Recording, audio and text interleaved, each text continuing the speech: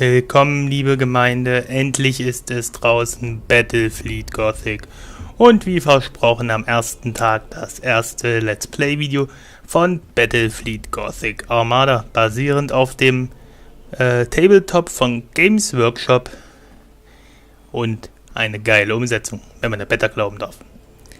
Die Rechtschreibfehler sind leider immer noch da, ich hoffe das ändert sich noch, aber jetzt können wir sie endlich spielen, die neue Kampagne. Normal und unsere Schlacht um Port Maw kann beginnen. For 10,000 years, the Imperium of Man has endured under the rule of the immortal Emperor. The worlds of man are scattered across the galaxy, threatened by savage aliens, heretics who defy the Emperor's will, and horrors lurking upon forgotten worlds. It is a time of endless war, selfless heroism, and blackest infamy. I see fortresses in the stars. A circle of 6, but they sleep yet and must be awakened. Ride upon the storms of chaos. Gather your rivals around you. Send discord and terror throughout 1,000 worlds. Abaddon the Despoiler, War Master of Chaos.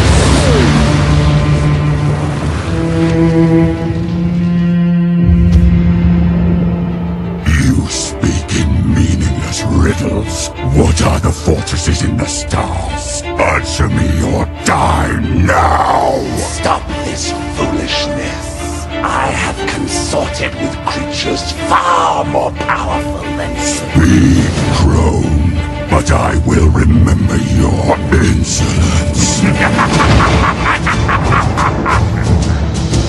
Seek the hand of darkness. Take the eye of night. With these, the citadels will be yours to command. A chorus of 1 billion throats will cry your name in fear and hatred. The stars themselves will run red with blood. If you have the courage for it. War Master!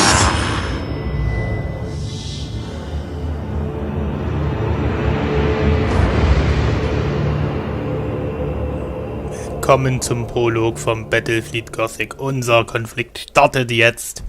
Captain Spire, Data Log Alpha. Battlefleet Command has lost contact with Orbital Station Aleph in the Naxos system. I'm on my way to investigate. Sir, we're approaching the location of Orbital Station Aleph. Captain, the station is surrounded by an asteroid field. I have calculated the best approach for us to pass through it safely. Ich finde ja, die Grafik ist nochmal einen Tacken geiler geworden zum letzten Mal. Wir haben ja diese Mission hier schon mal gespielt. Aber diesmal geht es danach weiter. Zwar nicht heute vielleicht, aber beim nächsten Mal.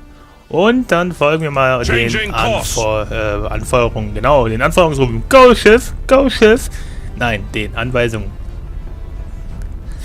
Das hier kriegen wir weg. Interessiert keine Sau. Was ist jetzt passiert? Kaputt. Ich habe meine Anweisungen verloren. Nein, sind gleich wieder da. Yes, Admiral. Orders Da klicken wir nach rechts. Da, wieder da. Habe ich doch gesagt. Erreichen Sie den zweiten Wegpunkt. Das sollten wir schaffen. Asteroidenfeldbahn. Ihnen auch. We must maneuver quickly, or it is likely the ship will be damaged. All available power to the plasma thrusters. We're going to execute a high-energy turn. Da ich es damals, bevor ich hier die normale Spiel gespielt habe, schon geschafft habe, das Minenfeld zu rammen. Es gibt unterschiedliche Dialoge, wenn man es rammt und wenn man vorbei fliegt, ne? Also auch das Geile, was ich nicht finde. Helm, resume our course to the orbital station. Klar, wir finden den Weg. Los, los, los. Ich würde ja ganz schneller fliegen, geht aber noch nicht. Langsam, langsam, langsam. Captain, our auger arrays indicate that the orbital station is heavily damaged. I suggest we move in closer to discover what happened here. Ich bin ja immer noch geflasht von diesem geilen Intro. Klar, es waren nur Standbilder, aber trotzdem geil. Kamera ausrichten. Jawohl, Vollspeed. Mit links Doppelklick folgt man einem Schiff. Da muss man nicht immer so sinnlos hin und her switchen. Hier sehen wir unser Ziel. Die, nicht vermisste, aber die Raumstation, mit welcher der Kontakt abgebrochen war. Cruising Speed Set. Verbrennungsanzeige, Manöver lernen, die Verbrennungsanzeige, die sie dann bei Reisegeschwindigkeit mit der Zeit wieder auffüllt.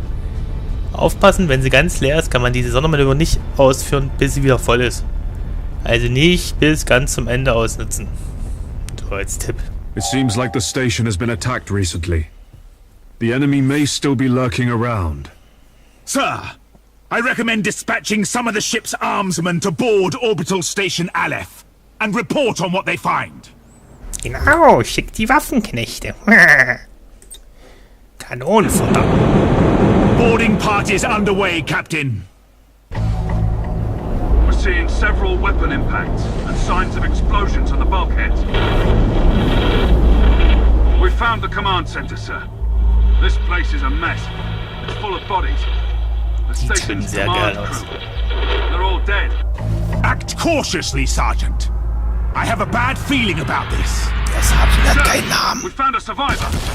Sir, the station is a trap. We're under attack by traitor forces. Captain, a defense platform on the station has activated and is targeting our vessel. Broadside macro cannons ready to fire on your order, ja, Chef. Sir. Also jeder, der Star Trek kennt, hat jetzt erwartet, dass die Waffenknechte aufs Maul kriegen, ne? Weil wer keinen Namen hat, stirbt. Ist immer so. Ist schon sehr geil, wie die Fetzen fliegen, wenn hier die unsere Makrokanonen einschlagen. Sehr geil. Ja, ich mag das Spiel, seit ich die Beta spiele. Ich hoffe, euch wird es genauso gehen. Makrokanonen zählen zur Standardbewaffnung. Mit zunehmender Entfernung verlieren diese Waffen an Präzision. Target destroyed, Captain. Kaputt. We blew it to pieces. Sir, I'm picking up some strange signals in the nearby gas cloud. Sir, the signals. They're iconoclast destroyers. Panzerung. Chaos ships. This sector is a long way from the Eye of Terror. What could they be after here? Whatever their reasons, Captain, these heretics must be destroyed at once. Captain, consulting the ship's cogitators and machine spirit can help guide you in making tactical decisions in battle. Lanzen machen mehr Schaden bei Panzerungen. Feuerreichweite ist klar. Taktischer Kogitator brauchen wir jetzt nicht. Weil... Hey, was soll ich dazu sagen? Wir haben genau einen Befehl. Angriff, nicht Angriff und Entermanöver. We need to direct additional power to the targeting cogitators to increase our weaponry's accuracy. Klar, Course plotted.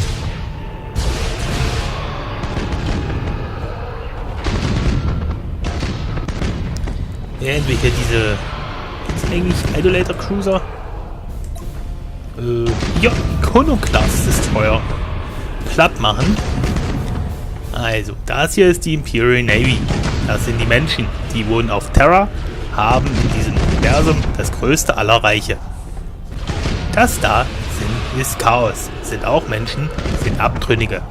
Weil vor 10.000 Jahren haben sich die Hälfte von den Superkriegern der Menschheit einfach so vom großen Imperator, der Chef vom Imperium ist, abgewandt und eine Revolution geführt. Jetzt sind sie böse und sind Chaoten, weil sie beten die Chaosgötter an. Ja? Nur so als kurzen Background. Abaddon ist der oberste Anführer von allen Dienern des Chaos. Ja? Er ist von allen 4 Göttern gesegnet. Es gibt zwar mehr Götter, aber es gibt 4 große Götter. Von diesen 4 Göttern ist er gesegnet. Und er dient ihnen nicht, aber sie unterstützen ihn. Weil er halt, es sind, glaube ich, 10 unterschiedliche Legionen und ihre ganzen menschlichen Diener und er kann sie halt vereinen und dadurch einen großen Kreuzzug starten. Einer dieser Kreuzzüge ist halt das, was hier gerade passiert, ne? So, während wir jetzt den Zerstörer der Zornkasse zerstört haben, ach, haben wir gar nicht, der ist schon abgehauen. Außerhalb unserer Sichtweite. Ihr habt nämlich, das ist dieser grüne Kreis, in diesem Bereich kann unser Schiff den Gegner aufdecken. Alles, was außerhalb ist, wird zu diesem roten Blub. Normalerweise. Jetzt gerade nicht, aber ist egal. Deswegen habt ihr dann entweder diese Aufklärungssonden später oder halt Schiffe mit größerer Reichweite. Weil durch Fähigkeiten kann die Sichtreichweite eines Schiffes auch erhöht werden, ne? Während wir jetzt den Gegner hoffentlich bald mal platt gemacht haben. Oh, wir sollten mal hier die Sonderfähigkeit nutzen, damit es ein bisschen fixer geht, ne? Jetzt brauchen wir mal. Wir wollten nämlich gerade. Execute high energy. Well done, crew. Captain, the auger arrays are reporting more enemy signals. Many more. A gigantic chaos fleet. There's no way we could survive fighting them head on. Contact the High Command immediately. Unable to do so, Captain. All communications are jammed. Captain, there may be a way for us to escape and warn Port Maw. We could risk an emergency warp jump. It's risky to engage the warp engines this close to the star's gravitational field. But the Chaos Fleet has us boxed in. Ich glaube, es ist gefährlicher, die da zu bekämpfen, als den Warp-Jump zu riskieren. Preserve us from the dangers of the void. Deswegen machen wir das auch. Weil da haben wir einfach keine Chance. 2 Zerstörer haben uns ja schon halb zerstört, ne? Und ab geht's ins Reich des Warp. Das Reich des Warp ist übrigens das Zuhause von diesen Chaos-Dienern, ne? Da wohnen die Chaosgötter, da wohnen Dämonen. Und da kommt auch eine Art Zauberei her, die es in diesem Universum gibt. Nennt sich Psionik. Wir haben die erste Mission siegreich überstanden, erhalten 81 Ruhm. Unser Schiff ist aufgestiegen, wir leider nicht. Na gut, war die erste Mission. Fortsetzen. Sieht schon nice aus. Das ist Port Maw, eine riesige Stadt mitten im All. Heimat der Gothic-Flotte des Imperiums und anscheinend Ziel der Chaoten.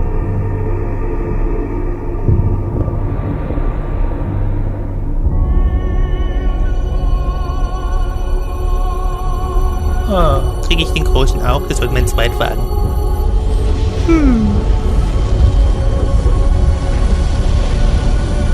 Mein Schiff kommt mir plötzlich so winzig vor. If what you say is true, Captain Spire, a vast chaos fleet is massing for attack. Inquisitor Horst, are you sure of this man? Maybe we should consider someone else. Isn't this captain from a planet that rebelled against the Emperor's will? Enough! His faith will be tested thoroughly. Das ganz links war übrigens ein Space Marine, einer dieser Superkrieger, wo die Hälfte rebelliert hat, ne? Der große Dicke. Obey his words, for he will lead you into the light of the future. Honor his servants, for they speak his voice. Tremble before his majesty, for we all walk in his immortal shadow.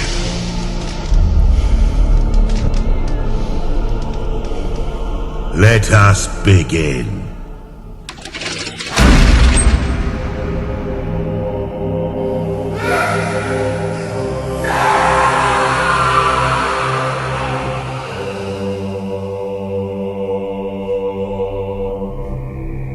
We needed to be certain. The enemy we face is no ordinary foe. I understand. You are to be promoted to the rank of Admiral and given command of a fleet. I will not fail you, Inquisitor. There is much to do and little time, Admiral Spire. I fear a storm coming to the Gothic-Sektor. One we are not yet prepared to face. Ich kenne keinen Inquisitor ernst nehmen, der Horst heißt. Tut mir leid. The Gothic-Sektor is beginning to turn away from the Emperor's light.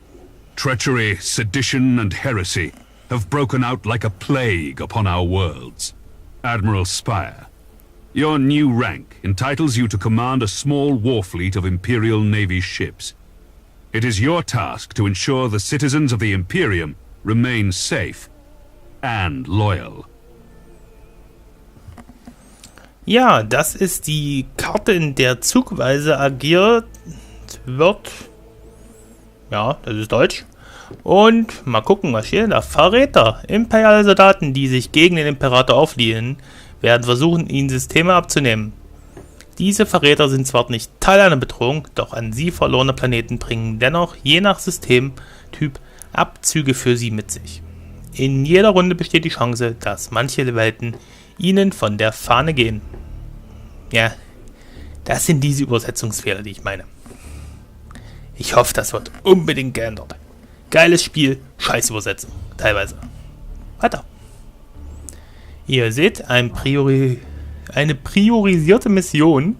Und wenn da schon riesige Pfeile, insgesamt 3 Stück draufweisen, dann nehme ich die mal auch. Ne?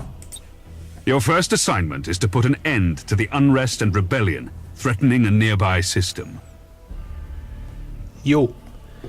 Also, Aufklärungsdaten. Legen Sie einen Hinterhalt für ein Verräterschiff. Die feindliche Flotte besteht aus imperialen Schiffen. Okay.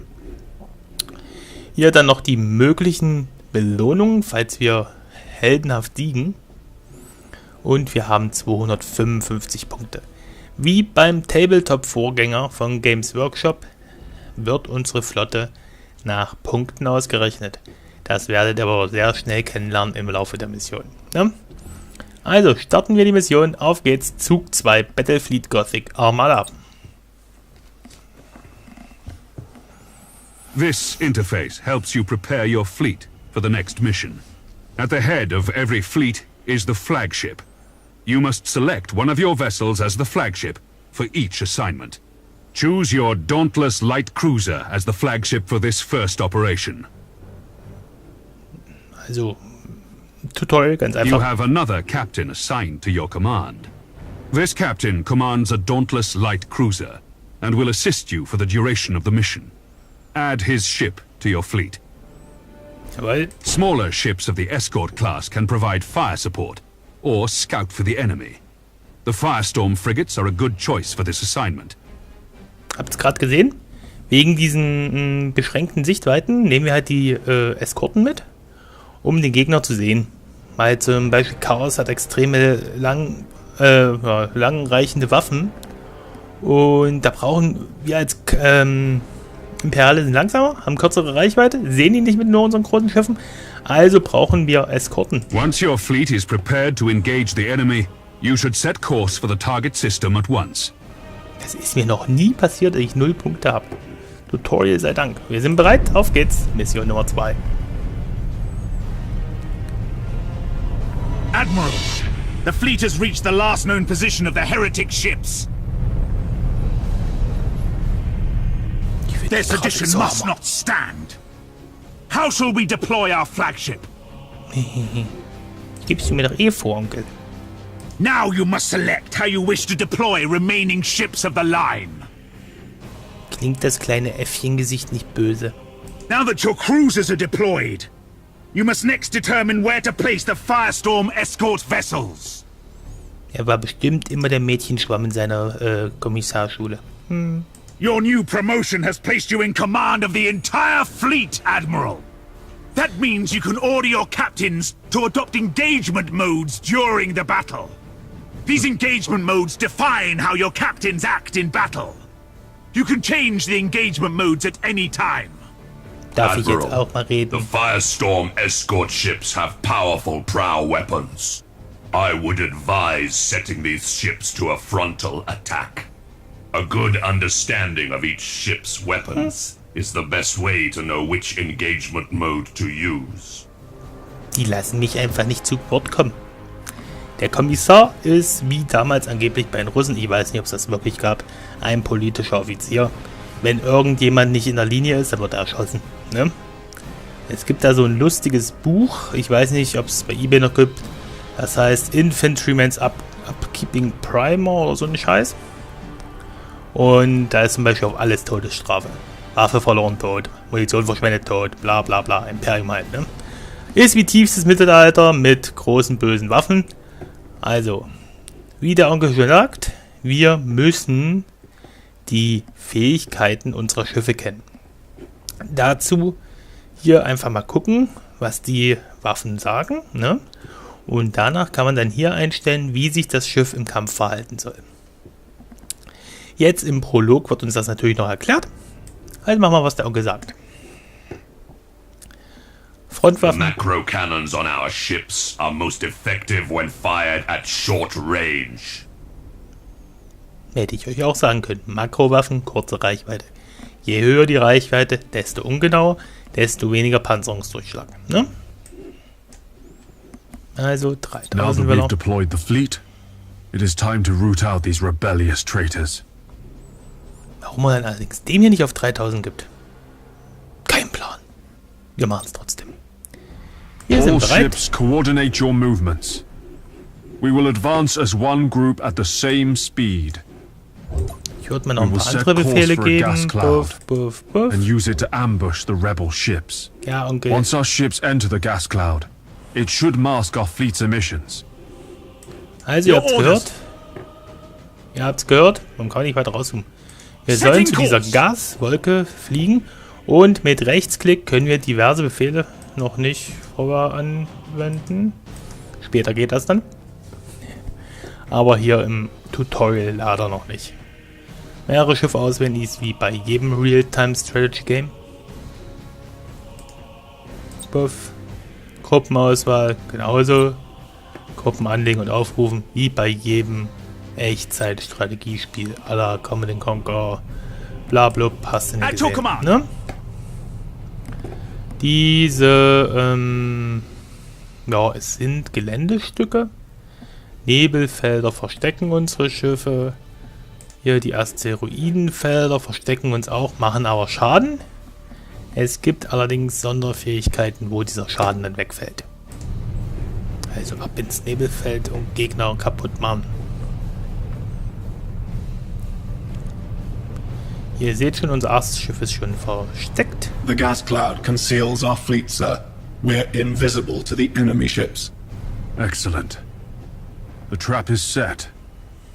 Now we wait for our prey. Sir, I've detected an enemy vessel. Shall I engage? Wait until you have identified your target, Captain. I have a probe ready to launch, Admiral. That ought to tell us what we're looking at. Very well, Captain. Launch the probe. Das ist das, wovon ich vorhin gesprochen habe. Diese Probes, halt Sonden, die halt den Gegner identifizieren. Und das hier Schiff-Identifikation, ne? Ihr seht sie als Punkte und wenn man so seht, werden sie richtigen Schiffe, dann wissen wir auch, was es ist. Ne? So, wir machen das Schiff an. Choose where you want the probe to go. The probe will identify any nearby signals. Und sobald halt die Probe, die hat auch hier diesen Erkennungsradius, dann sehen wir auch, was es für ein Gegnerschiff ist.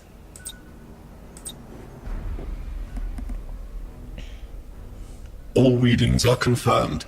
That ship belongs to the traitorous rebels. Now that we have identified the ship, our weapons cogitators can automatically target the enemy vessel. All ships, attack the enemy vessel. Habt's gehört? Angriff. Yes, Admiral. Buff. Wo ist das Schiff mit den Torpedos? Da. Ship ready. Was sind für Torpedos? Melter-Torpedos. Geil. Oh, so, Admiral Spire, das mag ich. Did Ravensburg send you to bring us to heel?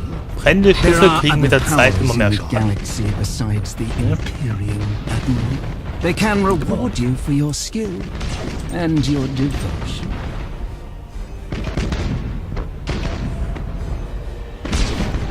Ist halt etwas größer als unser Schiff, aber dafür sind wir halt zu zweit. Nein, zu dritt. Verdammt. The enemy's void shields are down. Sir, I suggest that we concentrate fire on their plasma generator. Targeting the plasma generator drains the ship's power. They'll have difficulty using their warp engines. Critical damage to the enemy ship, sir. Their void shield capacitors are destroyed. Geht nicht. Ihr seht, Schiffe sind, Schilde, nicht Schiffe. Schilde sind unten, dann kriegt er direkt am Rumpf Schaden.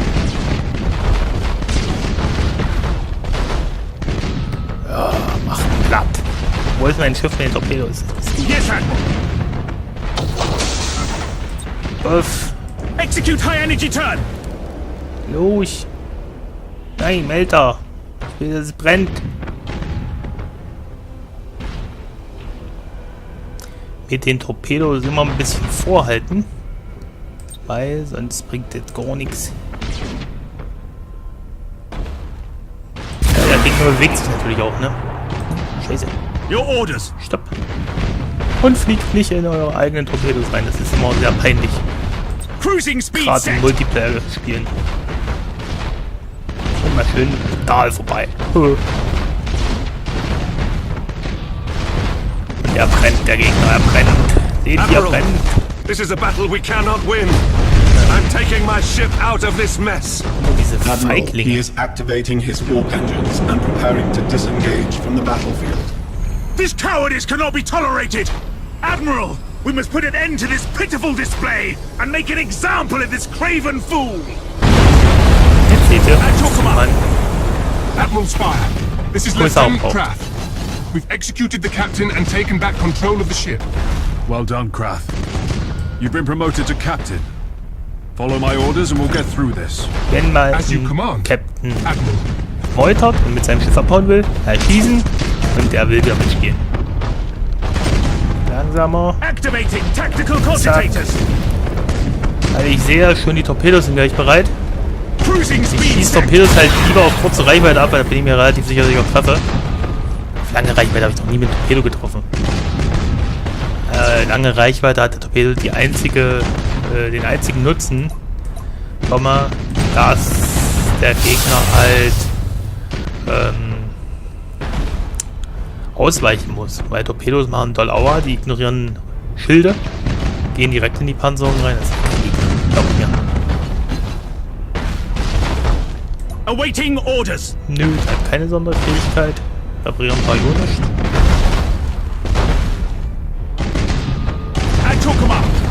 Torpedos brauchen noch eine Weile. Ist schon nice, die Grafik.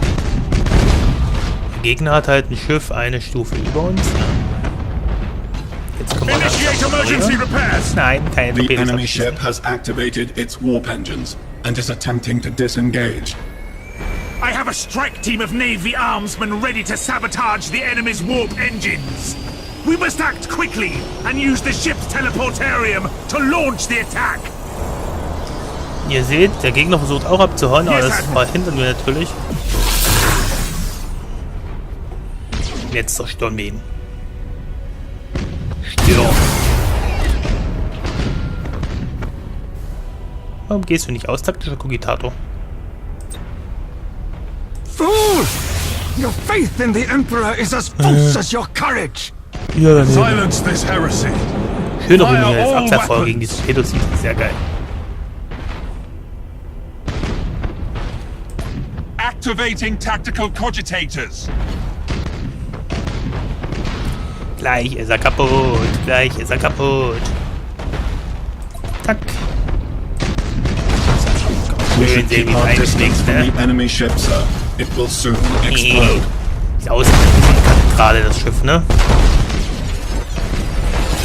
All ships, you fought with valor this day, and proven yourselves worthy of the Imperial Navy.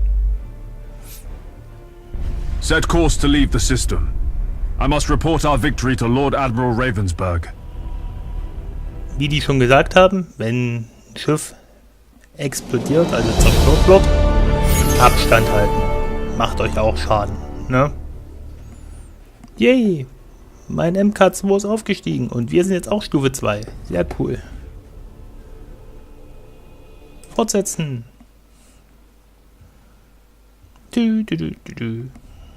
You've exceeded my expectations, Admiral. However, other seditious forces are making themselves known in the Gothic-Sektor.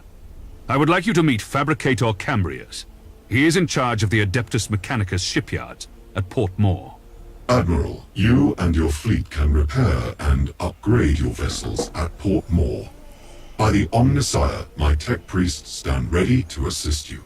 Your current rank allows you access to the most common classes of vessel.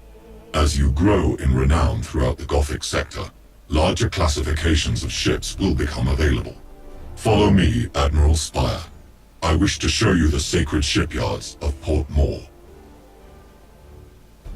Ja, aber ehe wir das machen, sehen wir uns beim nächsten Mal wieder. Danke für eure Aufmerksamkeit. Es geht weiter mit Battlefleet Gothic Armada.